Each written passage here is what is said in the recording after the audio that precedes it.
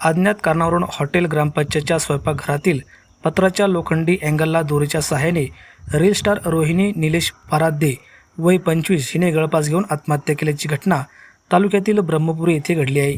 या प्रकरणी खबर पती निलेश पराध्ये यांनी पोलिसात दिली असून काल दुपारी 2:30च्या सुमारास ही घटना घडली। रील स्टारच्या आत्महत्येने एकच खळबळ उडली आहे। गेल्या काही वर्षापासून रोहिणी पराध्ये व निलेश पराध्ये हे पती-पत्नी हे विविध सामाजिक घटना व खाद्यपदार्थावर आधारित रीलच्या माध्यमातून सोशल मीडियावरती लोकप्रिय ठरले आहे। त्यांच्या या लोकप्रियतेचा फायदा घेऊन त्यांनी रत्नागिरी नागपूर या राष्ट्रीय महामार्गावर खवय्यांसाठी ब्रह्मपुरी येथे हॉटेल ग्रामपंचायत हा व्यवसाय सुरू केला।